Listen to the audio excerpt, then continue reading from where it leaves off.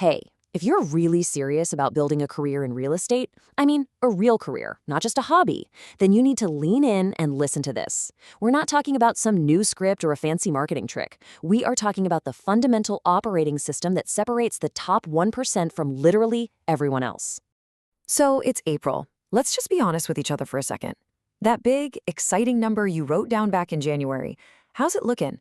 If you feel like it's already kind of slipping away, or maybe even worse, you've just stopped looking at it altogether, I get it. We've all been there. But you know what? Today, we fix that. For good. See, here's the thing. The problem isn't your ambition. It's not that you aimed too high. It's the kind of goal you've been taught to set.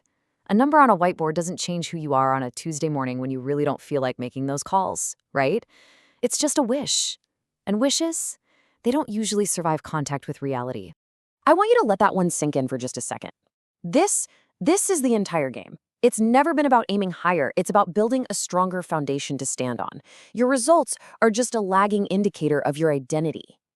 So that brings us to this core concept. This is what separates agents who build amazing careers from those who just burn out. See, there are two ways to set goals. Most agents only ever use the first one, and that's exactly why they get stuck. The top producers? Oh, they operate on a completely different level. Just look at the shift in the language here. It's huge. On the left, you've got your typical outcome goal. I want 24 deals. It's a wish. It lives way out there in the future. It's something you can fail at. But look over on the right. That's an identity goal.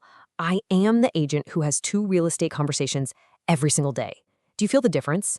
That's not a prediction. It's a statement of fact about who you are, right now, today. One is a wish. The other makes the outcome pretty much inevitable. So here's the big takeaway. An identity-based goal isn't about the number at all.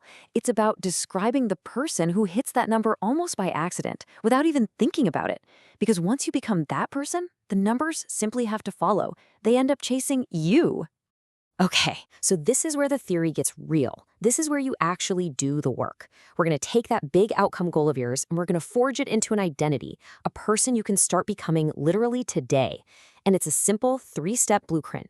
Step 1, beliefs. What does this top producer version of you truly believe about money, about clients, about their own value? Write it down. Step 2, actions.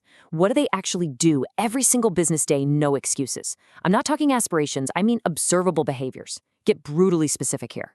And third, presence. How do they show up? What's their energy like when they walk into a room? What's their level of professionalism? And just like that, that's the transformation. You're no longer chasing some abstract number on a page. You've created a blueprint for a human being. And you know, a number can feel impossible, right? But a person, you can become a person. You can actually step into that new identity. So why does this method actually stick when all those New Year's resolutions just fade away by February? Well, it all comes down to the fundamental physics of how our brains are wired. You know, think about it like this. Someone who's trying to quit smoking has to use willpower every single hour to fight that urge. It's exhausting. But a person who identifies as a non-smoker, they don't need willpower. Smoking's just not who they are. The behavior follows the identity, almost effortlessly. Well, the exact same thing is true for your business.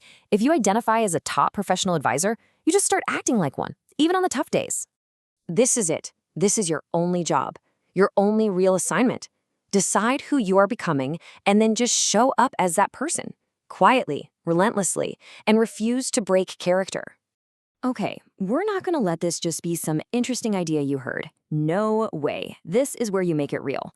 I'm giving you a mission for this weekend. Your first step starts right now. That is all this takes. 30 minutes. I mean, that's less time than you'd spend scrolling through social media, right? 30 focused, quiet minutes to completely change the trajectory of your entire year. So here is the mission, plain and simple. Find 30 minutes where you won't be distracted. Get a pen and a piece of paper. Answer those 3 core questions. What do I believe? What do I do? How do I show up? Then, and this is important, read your description of this new identity out loud.